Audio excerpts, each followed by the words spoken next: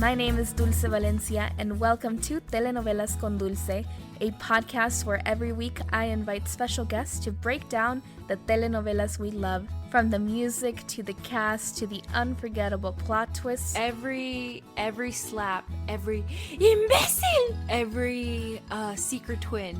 I have got you covered. Kim, I'm not even going to bother talking about the stars and the constellations because we just watched the final episode of Rubi. Okay, first of all, I feel like towards the end, it picks up so much. Like every scene, there is something dramatic and something crazy going on. Yeah. So it's just So we just have to talk. We just have to talk. There's a lot. There's a lot, but before we can talk about the finale, we have to talk about everything that's been going on up until this point. Yeah, it's a lot. It's a lot. So basically, we only had 25 episodes left. Mm-hmm. But then all of a sudden, the story decides to take and, like you said, it just all picks up, and it picks up so fast. We have zero time to, process. Yeah, literally, they give you no time. It's hit after hit after hit, and you're just like, what? But it's it's just this anticipation. Ugh. Okay, when we last left off, Hector had just discovered the truth about Rubi. Yeah, and he did it very handsomely, very dramatically. I think I was thirsting over him. You were definitely thirsting over him. Just a little bit. I don't know. He looks so pretty sad. He really does. There's a scene later where he's crying silent tears, and all I kept thinking about was Sebastian Rulli. I know. You're so handsome when you're sad. I know. With his blonde hair, that's definitely dyed, right? We said that's definitely. No. That was it. But how come it's darker in that other novela? And now it's much darker. Actually, yeah, I'm going to have to look it up. I think he dyes. I think he dyed his hair blonde. Whatever. That's a lot of upkeep. I think from that point on, the thing that is definitely this monumental change is so obviously Hector confronts Rubi, right? Mm-hmm. He pretends like he's not, and then he does, and all of a sudden Rubi shows her real self to Hector for the first time ever, and from then on she's real Rubi with Hector, which we've never had before. Mm-hmm. And she says some crazy stuff to him. I think at one point they're arguing, and he hurt his back, and she was like, I hope you rot. She goes in. I will say though, it is definitely justified because Hector becomes a complete monster. Oh yeah, he kidnaps her. Mm-hmm. He has her locked up. He hires a security guard to watch over her, and he lies to everyone because his godmother comes, and Rubi's like, he has me trapped, you need to help me. And he says, ay, madrina, it's because of baby, because, high risk pregnancy or whatever. And Luisa, because she wanted to have kids, she's like, Rubi, how dare you be so selfish? Mm-hmm. And she's stuck here. At one point, she hits her head and passes out. And Hector just locks her up and leaves his pregnant wife locked in a room as he goes and cries to Elena. Mm-hmm. And there's multiple times where she's complaining about pains, and he's just like, whatever, you're lying. Yeah, no. Hector completely loses his mind. He tries to kill Alejandro. He does. He almost does. Mm-hmm. If Elena hadn't stopped him, he might have killed Alejandro. Well, not even Elena. If Alejandro's mom. Mm-hmm. So Hector is pissed. He's violent, and he decides to kill Alejandro. He gets his gun.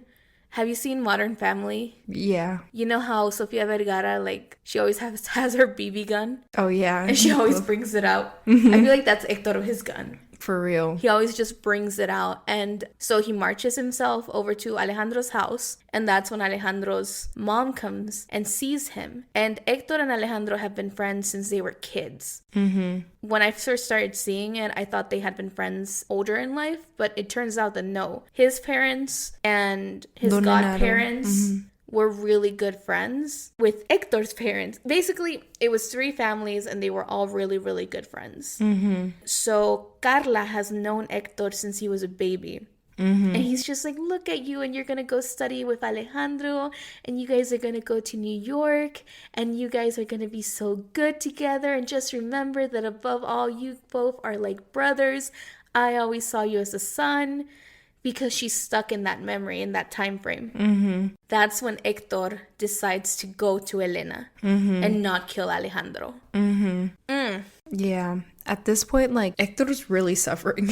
Like, from this point, well, I mean, he had been suffering for a while now, but here it really is just like 90% suffering for Hector. And I'm totally with you. Like, he deserves it. And he even says it. He says it multiple times that he feels like he deserves everything he got because of what he did to Maribel. And speaking of Maribel, Maribel and Alejandro are now in love. Which is hard to watch. So hard, so cringe. They have zero chemistry.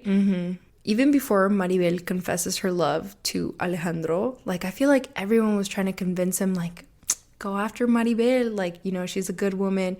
And it was, it's so weird how he had to be convinced to be in love with her.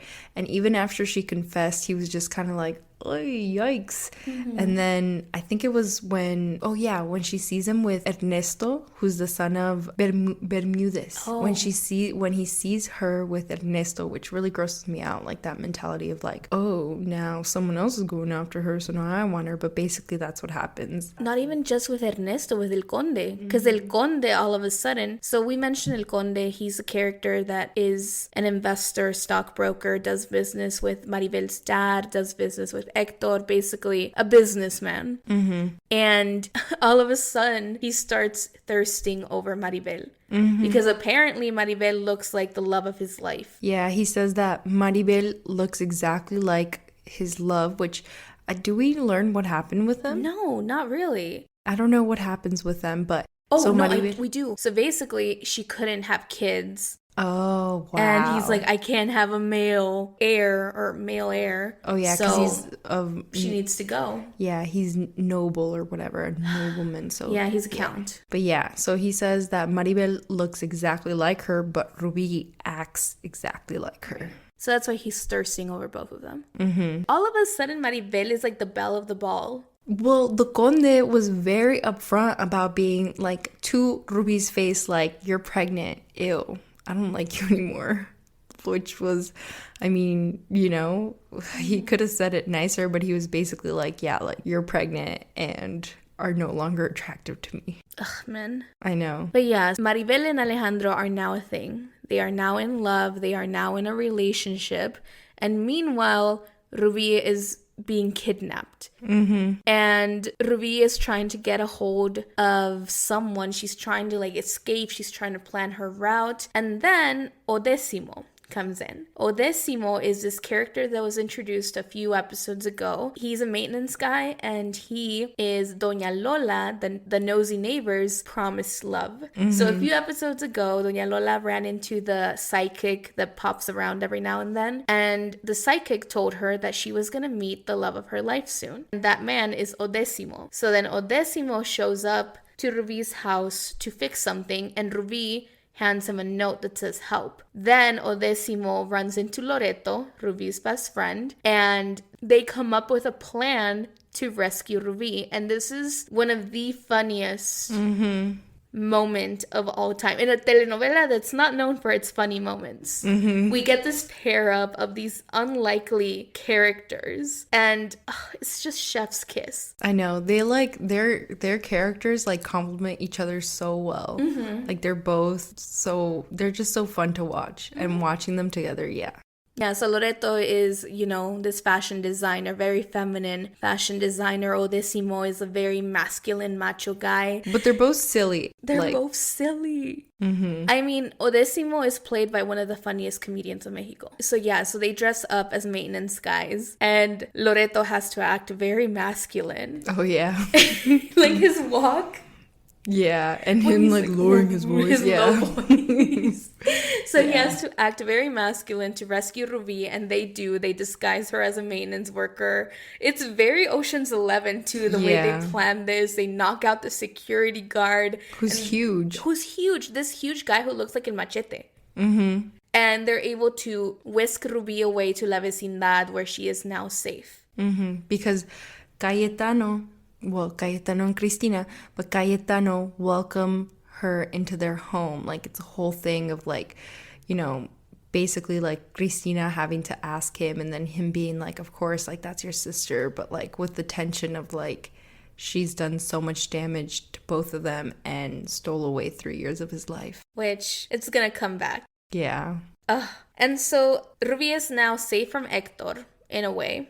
And she makes it her mission to tell Alejandro that the child she has is his. So I forget exactly how it happens, but basically she gets Don Genaro involved and tells him that it's Alejandro's child. And Don Genaro is like dragging her to Alejandro's house, where he runs into Ignacio, Alejandro's father, and it's just like, he's basically super pissed off at Ruby. And he's like, she's your responsibility now. Basically, and drops her off and is like, here, you have her. Hector shows up. Yeah. Yeah, at this point, like, Alejandro and Maribel are in love, and they go golfing, which, like... Oh, I saw! It was such a callback. And they even mention it, like, she was like, oh, there was once a time where... you know, I really wanted to learn how to golf, but I couldn't. And they were both like, Yeah, but then... yay, I'm so happy for them. Yeah, and so when Alejandro comes back, that's when, like, he walks in, and it's literally, like, Hector having Ruby in a chokehold, pointing a gun... To her head. And then pointing it back and forth from her head to Ignacio. And then as Alejandro walks in, back and forth from all three of them. And that is when Ignacio drops a bomb. So as I mentioned, these families knew each other since Hector and Alejandro were kids. Hector is an orphan whose parents died in an accident. It turns out that is not the truth. Hector's father was a very violent man. His wife wanted to leave him, and he killed his wife and then killed himself. So Ignacio begs Hector not to be his father. I was not expecting that. I did not remember that. I remembered it because I think we talked about it in the last episode, how, like, Don Genaro is, like, the only one who, you know, believes Ruby, and it's because to him it's like this really scary thought that, like, whatever, I think they allude to it being a mental illness, whatever mental illness his father had, that it could be hereditary, and that it could be something that Hector has to deal with later in life. So, and I think that's, I don't know, I've kept it in my mind because I'm always like, is he capable of murder? I just stared at Kim as Jim in The Office. I don't know. Of course he's capable of murder. He was gonna murder Alejandro. Also, we bypass this, but Alejandro gets poisoned at one point and almost dies. And everyone thinks it's Hector, but it's not. Oh, yeah. And then he confesses to Ruby that it was him, but it really wasn't. He was just basically trying to do everything to piss her off at that point. Yeah. So then we get a confrontation scene between between Hector and Don Genaro, his godfather. And if you recall back to the early episodes, Don Genaro is a man who lies all the time because he's afraid of the truth. That's how he ended up with 2 wives and 2 families. Literally, because he was afraid of confrontation. Don't be a Don Genaro. So then, I keep saying Sebastián Rulli, I'm sorry. So then Hector says, your solution to everything is to lie. And he does his beautiful silent cry that I was talking about as Don Genaro confesses everything. And confesses that the trip that Hector took as a young child with his godparents was really like a ploy to get him away from his family, his parents who were going through a really difficult time. Basically, his entire childhood was a lie because he idolized his parents. And the truth is just thrown at him. So Hector is very sad. Yeah, he's just going through it. But Elena, I don't understand why she loves him. I don't either, because she is so much better than him. Like, first of all, she's a stone cold baddie. Whoever, you know, curated her look for this novela did well. She totally has, like, the 60s glam thing going on. Her hair is always, like, incredibly voluminous. I don't know if I used that word right. Voluptuous? voluptuous, but also she's like, she's a baddie in all sense of the word. Like, she's a career woman, she's, you know, go-getter, she's brave, and for whatever reason she's like a simp for Hector, like hardcore simp. Yeah, I don't understand why, but she chooses him. And so they have their little adventure in the jungle when like Ruby was spending time with Alejandro in Ixtapa. Is it at this point? So at this point she's, you know, she's already confessed her love to him and he knows it, and he like, she's the one actually. So like if we can jump to this part already. So she's actually the one who's to thank for Ruby finally being, you know, released from her prison with Hector. Because he kidnaps her again, right? How does that work? Does he? Maybe not. Why am I recalling? Well, I know that when Ruby was kidnapped, Hector went to Elena a lot. Maybe that's what you're thinking, because she kept telling him, don't make Ruby turn you into someone you're not. Which, what am I thinking problem about? in itself, because Ruby, as evil and as manipulative as she is not responsible for one man's mental and emotional state. Mm-hmm. I don't know what I'm thinking about, but I know that like she finds out that Ruby's like basically imprisoned. She slaps Ruby. She does. Yeah, because I remember the big old guy kept trying to push her and she was like, "A mí no me toques." And I just like loved that. And then she confronted Hector about it. And she had told Ruby that she was not going to help her, but she tells Don Enaro. So how does that happen? No, because no. No. Does he imprison her twice? Oh my God. Sorry, audience. God, if he imprisoned her twice. Because remember, so she goes to visit him. She's wearing a really killer, like, light gray power suit. Remember that I also skipped. I watched the sped up version and then I was like watching Jessica. Mm-hmm. So he basically like lets her out to walk, literally like a freaking dog. Like a prison. Yeah. And so Elena sees it through the window and then confronts him about it. And then she wants to talk to Ruby, so she comes back with this whole story of like, oh, I lost my earring. Like, please go tell like the woman of the house I need it. And then she basically goes to Ruby and slaps her. When Ruby comes out of her prison, one of the first things she does is slap Elena. So is she in prison twice? She has to be because... Oh my God, this is gonna kill me. Yeah, and you guys, we watched like 25 episodes. It's not like we can just go back. I know. And find the exact moment. Mm-hmm. Also, like, we've watched like 4 months worth of Ruby in like a crazy short amount of time. So please forgive us. While working full-time jobs. While working full-time jobs. During a pandemic. It's a pandemic, okay? There's a whole ass pandemic. It's a lot, okay? It's a lot. So we apologize. But we're pretty sure she's in prison twice. And the second time she's let out, it's thanks to Elena. I feel like Elena, basically the whole summary of this is Elena is way too good for Hector. We don't understand why she likes him, but she does, and they fall in love because all of a sudden, again, everyone is falling in and out of love every 2 seconds. It's literally a month span. So Ruby at this point is only pregnant for a month. She's weeks pregnant. 3-4 weeks. Mm-hmm. And again, when she got pregnant, her and Alejandro were gonna marry each other. Mm-hmm. Then all of a sudden, what a crazy month, because she goes to prison during this month, gets kidnapped during this month, gets proposed to marriage. Yeah. And then has to escape. And then Alejandro falls in love with Maribel, and Hector falls in love with Elena. And then we're gonna jump ahead. She gets into an accident. It's wild. Yeah, so at this point, okay, so like trying to go back to it. So Hector knows the baby isn't his, but Alejandro doesn't. Even though Ruby keeps trying to tell him, obviously he doesn't believe her. And so Alejandro walks in and Hector has like a gun. So he tells Hector, like, give me the gun. And he actually convinces Hector to give him the gun. And there it's Ignacio, his father, who's like, this woman, like, Enaro told us that the baby's yours. Like, the baby really could be yours. And Alejandro's like, you know, sad because he's like, all of a sudden in like 2 weeks he's fallen madly in love with Maribel, and so he's really upset about the possibility of their future not working out. And so he's like, okay, like, we have to go averiguar like if this is actually his child. They go, and it is. She's only a couple weeks pregnant, so he knows, like, she's literally like 2-3 weeks pregnant, which means, yeah, he falls in love with Maribel in like 3 weeks. I just don't know how you go from loving someone and then not. I know. And loving someone completely different. It's a crazy time. I want to know what the position of the planets were in this universe at this time. Oh, It must have been like every single planet was in retrograde or something.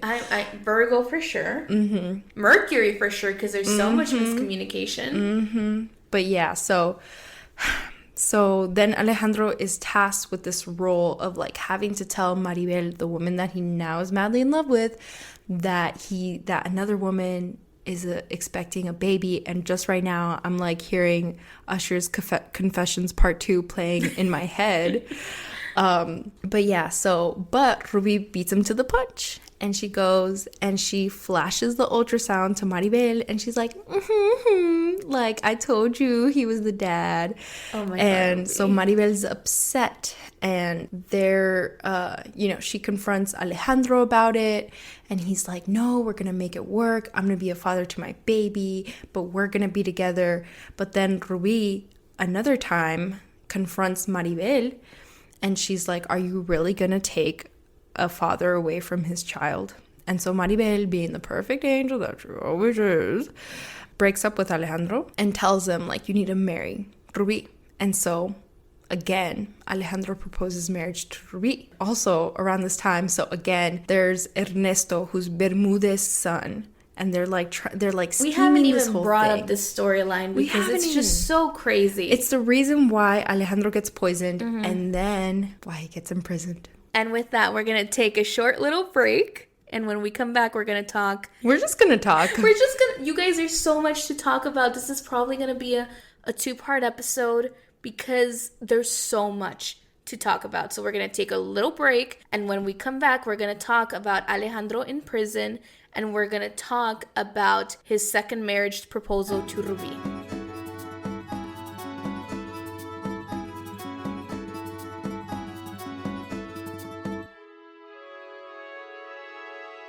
We are back. Also, you guys, you all people, human beings, especially my friends in Atlanta and Ohio. Thank you for listening. I see you all. ATL. Comment.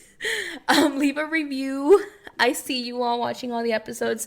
So I made a TikTok a couple of days ago just to post telenovela clips under Telenovelas con Dulce. And right now, one of my Rubi videos is like blowing up. So go support. Anyway, we're back. So again, we have so much to talk about. So Kim, I'm just gonna give you free reign right now. Vomit it all out. Oh, I feel like you shouldn't have said that. Okay, I'm ready. Okay. Yeah, the second part is just gonna be Kim letting out all her thoughts. So Alejandro's imprisoned, right? Because the whole time in the background, there's this like this old man who looks very evil conspiring with El Conde because, again, like El Conde just doesn't like Alejandro because the women that he's interested in are in love with him. And then Bermudez because he tried to... We talked about that. So yeah, really fast. Quick. Yeah. Okay. So in the beginning of the novela, so there was this guy named Bermudez who was the director of the hospital that Alejandro worked at. Alejandro caught him trying to say that a study that wasn't his was his. He called him out. Bermudez tried to have like Alejandro fired and tarnish his reputation, but Alejandro came up on top and Bermudez was sent to prison. Later on, we're introduced to Ernesto, who then we find out is Bermudez's son, who was sent to kind of take revenge for his father, but then finds out, like slowly starts to realize that the things that his father said to him weren't entirely true. And so he's kind of starts turning over to the good side. The good side, also because he has a thing for Maribel. Because everyone does right now. Everyone does. I don't get it. Whatever. Me neither. She's a beautiful woman, but if we're going off by personality, I feel like Elena is what the writers think Maribel is. For real. Like a good person that will stand up. Exactly. So we have to talk about what happened because, okay, so they conspire and they do some dirty stuff and Alejandro gets imprisoned. But why? At this point, Rubi had been spending time at her sister's home because she was trying to basically play off with Alejandro, like, oh, like, you want to be with Maribel, so I'm going to go live with my sister. I don't want any of your money. And so she was spending time with her sister. At this point is when she goes out to play with Fernandita. Fernandita, again, Someone needs to put her on a leash. They do. Which Doña Lola did, but then Cayetano got mad. Anyway, continue. She was ahead of her time, I'm just gonna like interject every now and then. No, that's okay. But so Fernandita throws her ball into the street, runs after it, and so Rubi pushes her out of the way and gets hit by a car, and she like falls to the ground. They rush her to the hospital. Turns out she lost her baby. I'll just say Loreto in this whole scenario is just the friend that you want to have. He rushes her to the hospital and is there. He stays with her the entire night, and he very gently breaks the news to her. Also, though, the hit that Ruby has with that car, like, I don't know how. Yeah. It was literally a bump on her hip. Yeah, I don't know how pregnancy works, to be honest. So. Me neither. Someone who's a doctor, tell us how pregnancy works. But yeah, so, and I also have to add that up until this point, Ruby has constantly told Loreto that she doesn't want to be a mother and she doesn't want to be pregnant. And the only reason she, is keeping this baby is because it's the only thing tying her to Alejandro. So she loses the baby and she starts, she's distraught because she's like, oh, damn it. Like that was her one thing tying her to Alejandro. But she also makes a point to tell Loreto that no one is going to know that she lost the baby, because her plan is that she's going to be able to get Alejandro back on her side before he finds out. And her plan is actually going very well. So she doesn't tell anyone that she loses the baby. Again, she's living with her sister, and her and Loreto are having a conversation. And when I saw this scene, I was like, girl, I was like, bitch, you dumb, stupid bitch. I was literally yelling like, you dumb bitch at my TV, because I'm like, girl, twice. Okay, so. Por chismosa. So we recall how Hector found out about Ruby's real intentions, right?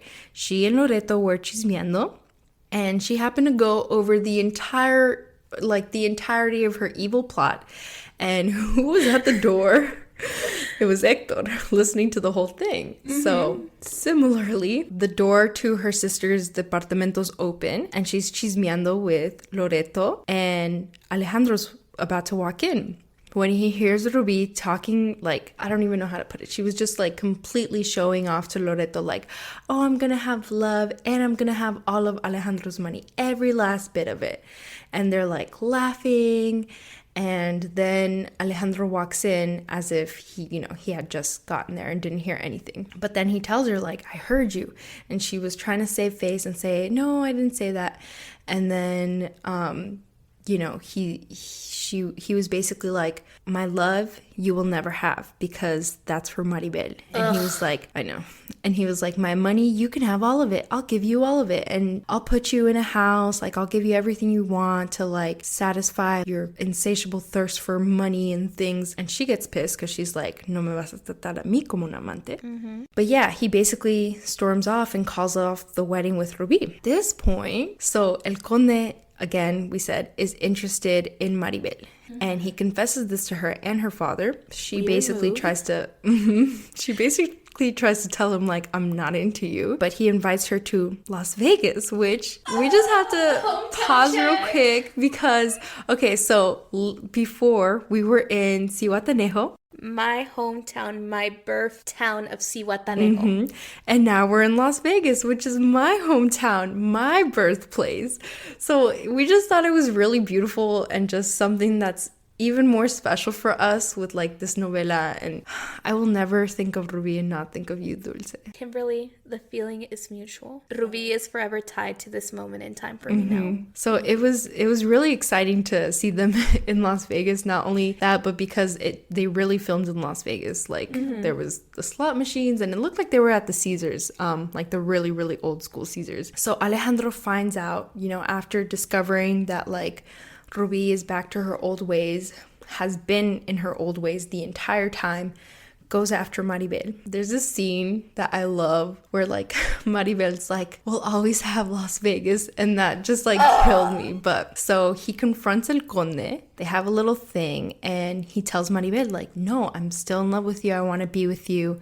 So they get back together, they awkwardly kiss as they always do. I will not post a clip of them kissing for you all's safety. Because it's so ugly. If you really want to look it up, like look it up. But these two actors have zero chemistry. Zero. It's like, and they kiss so differently, and so you can feel the awkwardness. It gets a little better towards the end, but at this point, it's just Yeah, especially because Surely. so they're reunited and they actually have sex, which is a big deal because Maribel's a virgin and she was like, saving herself for marriage, but tells him that like he's the love of her life and she wants him to be his first and she wants to be with him now. And it's very awkward. Like, so he was kissing down her neck and her shoulders and I was like cringing, but anyways, so they're in Vegas and they're gonna get married. Alejandro proposes. See, hold up. I just gotta say, like, again, I'm so sorry. So much happens. So much happens in this last episode. So Alejandro proposes marriage. I actually really like her wedding dress this time. They're in a chapel, and who disrupts her second wedding? I'm gonna guess Ruby. Rubi. Ruby disrupts her second wedding.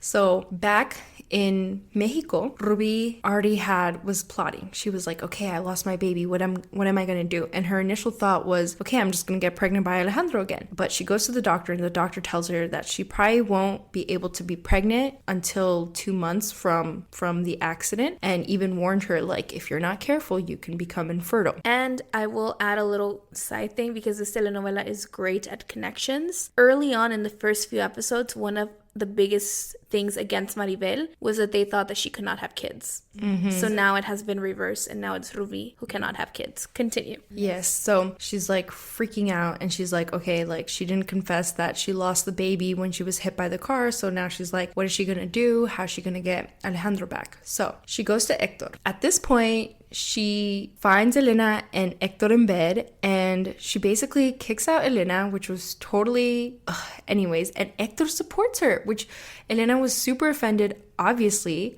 We hate him. And so at this time is when Ruby starts turning to Hector again, like telling him like, well, maybe we can fix things. And he proposes that they stay together and that he'd raise her child as his own. And so she plans it just in the way that when she actually tells him that she doesn't want to be with him again to, piss him off, she does it in front of her sister's departamento in la vecindad, make sure that everyone sees him being angry at her. And he starts shaking her, grabbing her and shaking her. And she falls. She says she's pushed. They rush her to the hospital and she arranged so that the conde would pay the doctor off to say that was when she lost the baby. So that's the moment when she decides to call Alejandro, tell him our baby's in grave danger, literally right before Alejandro and Maribel are about to say their I do's. First of all, I know that this is horrible, but let's acknowledge the power of Rubi for disrupting not one, but 2 of Maribel's marriages. Mm-hmm. And also how horrible that is. Yeah, like poor Maribel. Ugh. Yeah, it's uncomfortable to watch her with Alejandro, but still, like, I feel bad for the girl. But so first of all, let me just take a beat because I know that was a lot to take in. Give me a beat. Huh?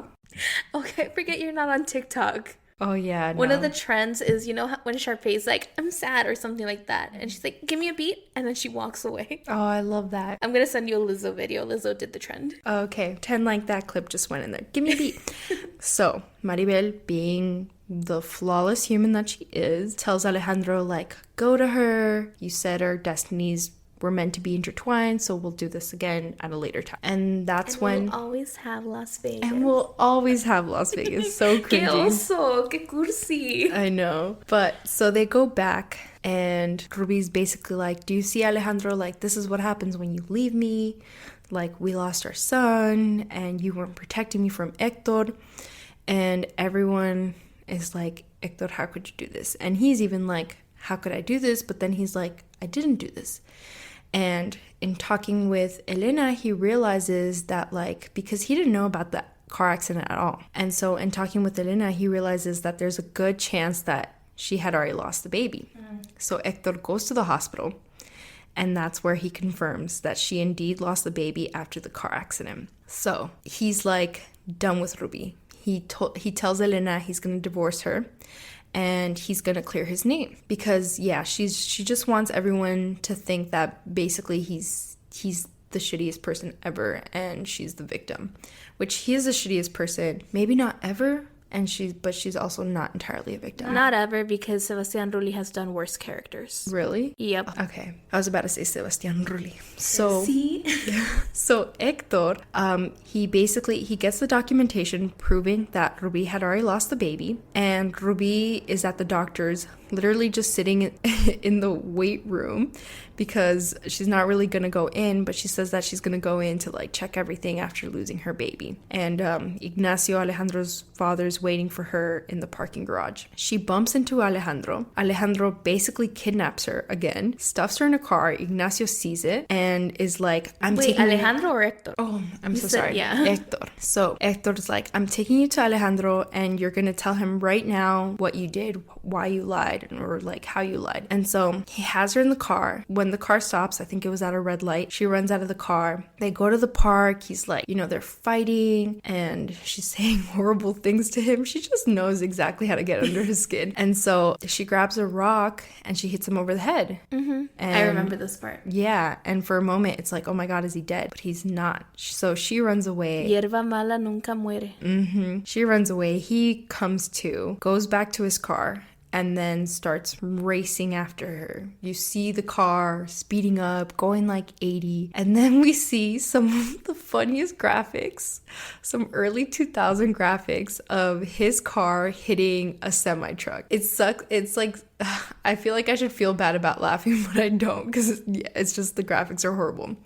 So Hector is seriously hurt, and but they're worried about Rubi. They're like, where's she at? And then Alejandro in the hospital like finds out that Hector's hurt and is told that he has to operate on him. At this point, Rubi comes up to him and is like, you need to kill him. And she tells him it's because she's afraid of for her life, but in reality it's because he knows when she truly lost the baby. Mm-hmm. Alejandro's like, I don't want to operate on this man. It's unethical. There's too much shit going on. Which he's like so right on for saying, but the other doctors are like, you're the specialist, which like I thought he was a podiatrist, and he is. He's a podiatrist, and the problems with medicine. Like, I know the problems with Hector and with what's his face from earlier, they were spinal problems. Right, because Hector has spinal problems. That's one thing that he's continuously had throughout the telenovela. It gets worse. And I think something is heightened by the accident. Yes, so Alejandro was definitely not the doctor. No matter how good of a doctor it is, you can be the best doctor in something, but I'm assuming, and again, doctors tell us, if it's not your specialty, why would you be the only one to be able to operate? But that's the thing. His colleagues were like, this is your specialty. And I'm like, whoa, I thought he was a podiatrist. No, because he helped Maribel. Right, but I don't know. In this episode, they decide he's also like... For the plot, he's a specialist. For the plot, he's a specialist. So he basically has to decide, like, am I going to operate on him or am I not? And, like, Rubi also obviously, like, fucked up with his head, asking him to kill Hector. And so they're operating. Everything's going smoothly. And then all of a sudden, Hector starts hemorrhaging. And it can't be controlled. And he dies. Remember this, the hemorrhaging. Mm-hmm. And so Alejandro's distraught. Before he dies, though, because I know this part, there's this really dreamy sequence where as Hector is dying, he is saying goodbye to Rubi, Maribel, and Alejandro. Oh, dang, I missed that. You missed that? Oh my God, it's not in the sped up version. Yes, no, it happens. I'll show it to you after this. Okay. But wow. So there's this... Again, at this point, he's supposed to be in love with Elena. That's what I was going to say. Elena is not in the dream sequence. Wow. But yeah, it's very much like white little blankets floating around, like smoke filling the air. And then he like says goodbye to Maribel and apologizes for breaking her heart and not being the man she needed. He goes to Rubi and is like, if you would have loved me as deeply as I loved you, this would have worked out, which no. And then he goes to Alejandro and he says, you were my brother. And it's a really beautiful goodbye. Like in the comments, all the men are saying they cried. Wow. So it's a really, really beautiful goodbye to his best friend, to his brother. Mm-hmm. It's the last goodbye he does. So Alejandro's distraught. And Rubi's like, oh my God, he actually did it. If he killed Hector, that means that he's in love with me. Rubi, And okay, so there's this scene. She's saying all this to Loreto, and this is really like my favorite Loreto. So we've seen Loreto before be afraid of Ruby a little bit and what she's capable of, but in this moment, he's really like in shock that she really could wish that upon someone and scheme to have that done upon someone. And you know, he believes that Alejandro actually killed him, so shocked that Alejandro would actually do it. And he's just not sitting well with the information at all. Alejandro then goes to break the news to Don Enaro and Elisa. I love how Enaro's the only one that we call Don, like out of everyone. It just goes well with him. So he goes and he breaks the news, and Elisa immediately is like, "You killed him," and she slaps him. And then Alejandro tries to explain what happened, and she's like, "No, you killed him." And Elena's there, and they're all distraught. And Ruby's there, but off to the side. And there's a moment where she kind of like, she looks like she's deciding, and then decides like, okay, I'm gonna cry. I'm gonna be sad about this. Oh my God, Ruby. Tan bella como calculadora. And so she signs the papers for, you know, his possessions, but everything that he had with him, she was like, oh, give it to this man, Don Enaro, because that's his father. And so Elisa, Enaro, and Elena all decide that they're going to put a demanda against Alejandro because they really believe that Alejandro killed Hector. Again, another callback similar to what happened with Rubi and Sonia, where Alejandro plays the demanda because he was sure that Rubi had killed Sonia. So many callbacks. The writing, genius. I know. And so Alejandro's imprisoned. And so it was all the scheme of El Conde and Bermudez. We are going to take a break, and when we come back, we'll continue.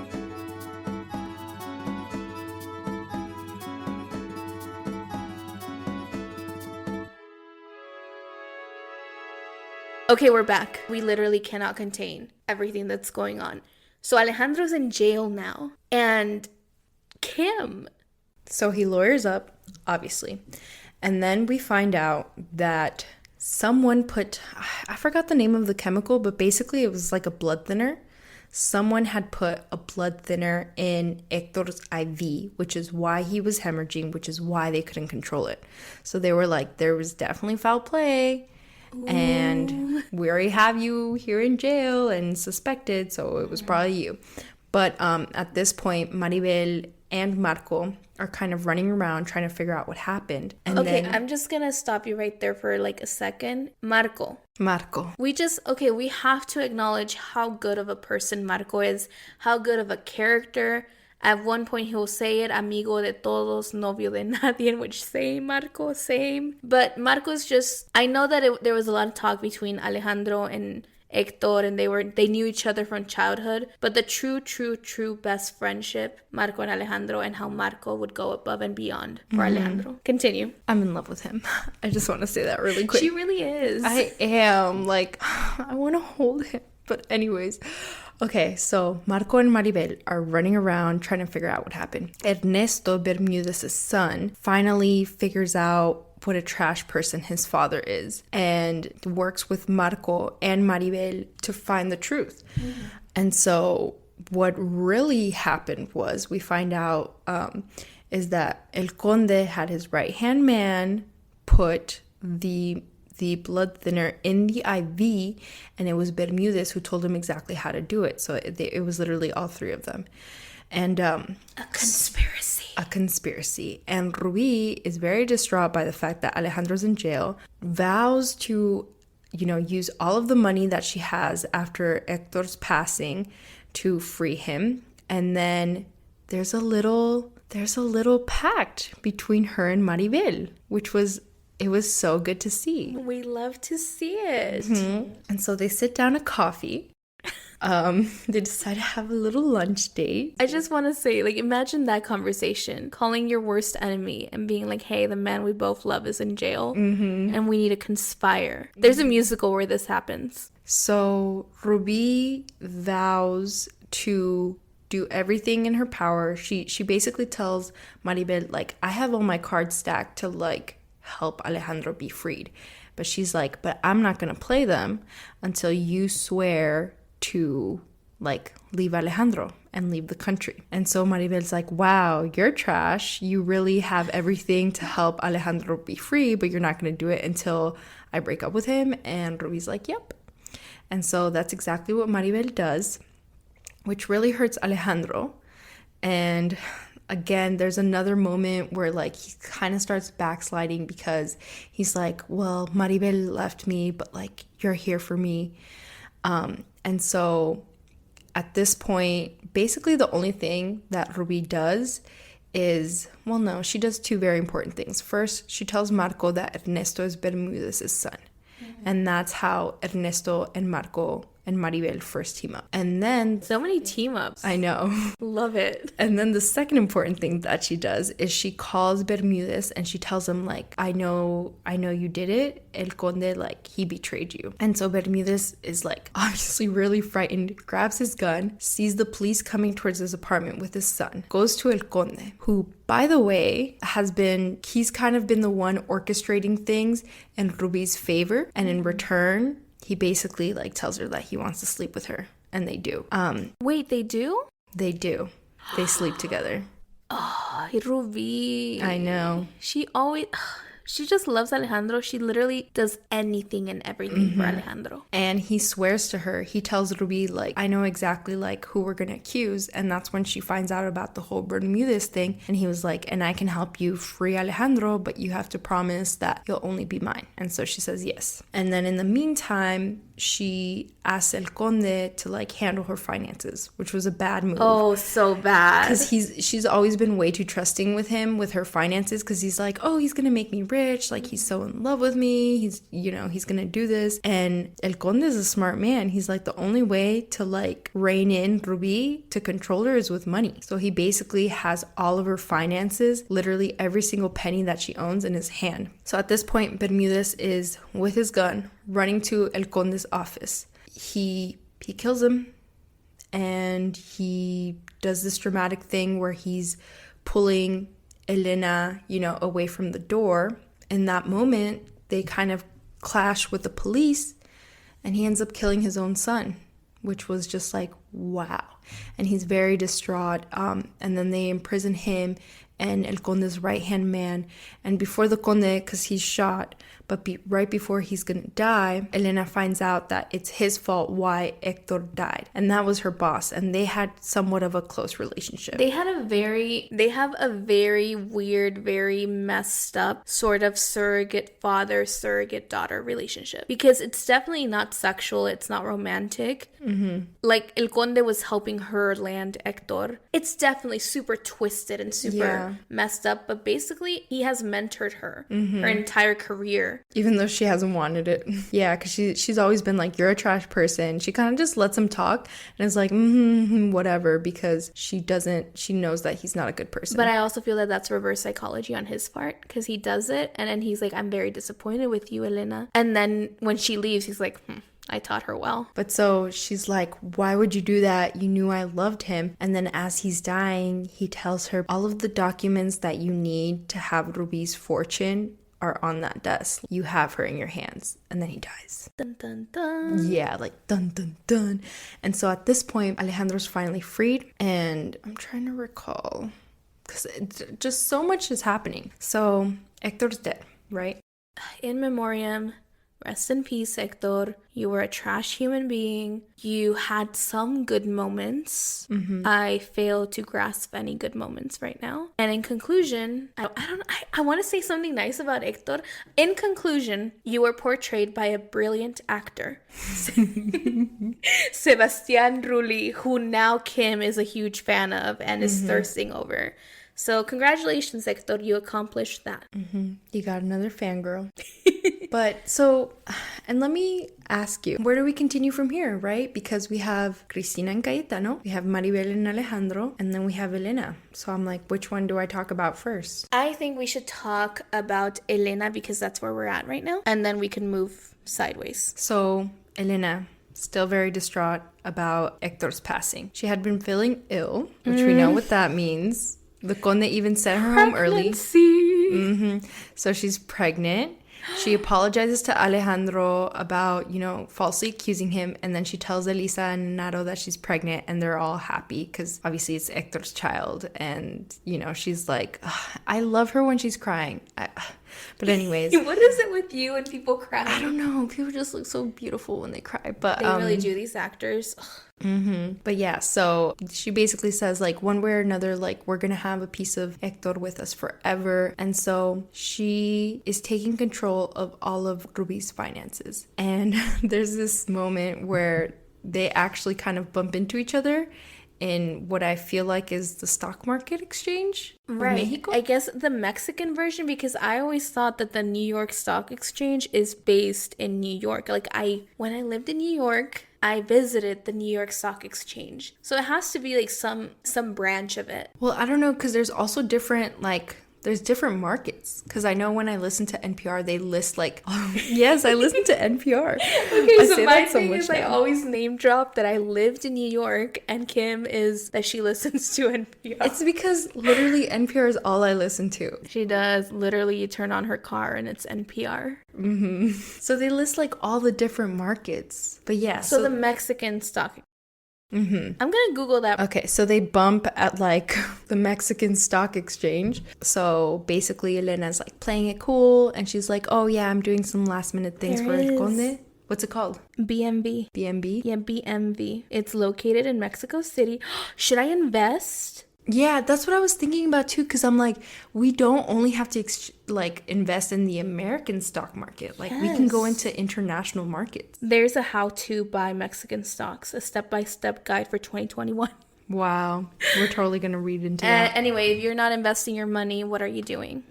We literally started investing like a month ago. And to great success, JK. Like, I had lost like $700 last week, but I gained it all back. And it's not a loss until you put your money. Sell.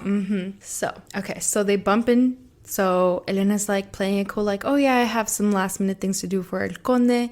And then Ruby's like, oh, like, I want to see what he did with my money, because I'm sure I'm like so much more rich now. And Elena's like, oh, like, I just invested that for you. And she's like, there it is. And they're looking at like her stock, and they're like, and Elena's like, oh no, it dropped 10%. She's like, oh no, it dropped 50%. And so she basically purposefully invested it in really bad stock. And then she's like, oh, now it's at 0. And Ruby's just like shook. Like, she's literally stunned, and Loreto's with her, and they're both just stunned. And Elena's like, Oh, love her. I know. Love her. She's truly the only person who has the kindness, but also the power to stand up against Ruby and match her at her own game. Elena gets her comeuppance, and poor Ruby, she's like, she doesn't have Hector's money anymore. Alejandro's like in love with Maribel, and now that she's not pregnant, not down to help her. So Ruby's just kind of like lost in the wind at this point. But Alejandro, so when he comes out, he finds out that Ruby basically told Maribel to like go away. So he like goes and he's reunited with Maribel. And then I'm just like, maybe we should talk about Cristina and Cayetano. I was going to say we should talk about them. Okay, let's switch over to Cristina and Cayetano. So Cayetano has been having these headaches. Just real fast, so quick background. Cristina, Cayetano, in love, share a daughter, Fernanda. Cayetano was in prison for 3 years because of Rubi. Marco was in love with Cristina, raised her daughter together, and then Cayetano got out of prison and is now back in the picture. So Cayetano's having these headaches, and finally, like, they had such a bumpy relationship from their marriage, which I kind of really appreciated, because it wasn't like... It was realistic. It was realistic. It was like, you know, they're married and he's out of prison, but obviously he has some resentment, and he definitely looks at life differently now. And that's something that Cristina is struggling with. And, you know, he even has fights with Doña Lola. She moves out, she moves back in. He's frustrated at the fact that his daughter, you know, still looks at Marco as a father figure. And he's frustrated at Cristina because she's defending Fernandita and Doña Lola. At this point, you know, after some time, he realizes that, like, he can't just separate his daughter from Marco because, you know, there was a moment where she ran away because she couldn't see him. And she realized that it was hurting her. Or, excuse me, he realized that it was hurting his daughter to not see him. So he starts kind of turning a new leaf and, you know, decides to allow Fernandita to visit Marco. And it's really sad because there's this scene where Cayetano and Cristina are dropping off Fernandita, and Marco's so happy and he's walking away with her, but then he turns around and sees Cayetano and Cristina embracing, and he's just like still so heartbroken. Ay, Marco. Marco, my love. But I wonder what the actor's doing now. I know, I should look into him. Yeah. Hit him up, maybe. I want to send him just clips of you thirsting over him. Oh, please do. Well, no, because you know I don't look good right now. He's like in his 50s. I don't care. Kim. I know. Send him clips of me looking good. But and I know that the actor isn't the character, but I'm just so in love with this character. And so Cayetano, Cristina, Fernandita, and their extended family, Doña Lola and Odécimo, they're doing pretty good at this point. Mm-hmm. They're even doing really well financially and are buying new furniture. I think they also buy a home, but that's later on. And yeah, so around the time when everything becomes perfect is when Cayetano starts having headaches. These headaches progress into seizures and fainting spells. And there's a moment where he has a seizure and Marco finds him. And Marco urges him to go get tests done. Because he's like, you have to think about Cristina and Fernandita. Like, you have to do it. And then Marco returns with the test results. And it turns out that Cayetano has a brain tumor that has progressed very, very much so. And tells Cayetano he only has months to live. It was such a sad scene because Marco was truly heartbroken. Cayetano was shocked and sad. And from that moment decided that he didn't want to tell anyone because he didn't want them suffering about something that they couldn't do anything about. And so now Marco again is holding this huge secret for Cayetano. Marco. I know. Also, though, real quick sidebar, I feel like telenovelas are the reason why. So I have a very sensitive nose, and so I get a lot of nosebleeds. For like 2 years, I thought I was dying of cancer. Yeah. Because I was like, in telenovelas, the moment you have a nosebleed, cancer. The moment you have a headache, cancer. Mm-hmm. The moment you something happens, cancer. You die. Very sick. Heart transplant. Chest pains. I totally feel that. With chest pains, I was like, I thought I was gonna die. Mm-hmm. So yeah. This telenovela just worst fears because any moment that any character has the slightest pain, dead or pregnant, which is I guess a blessing. But yeah, es una bendición de Dios. So Cayetano's sick and he's not going to tell anyone. To jump back to our dear Rubi. We're nearing the end, by the way, Dulce. We are, and I am so sorry, listeners, but we are going to have to do a part 2 for the ending. So as we near the end, things are not looking well for Rubi at all. She has lost everything. She has lost her money. She has lost her power. She has lost her love.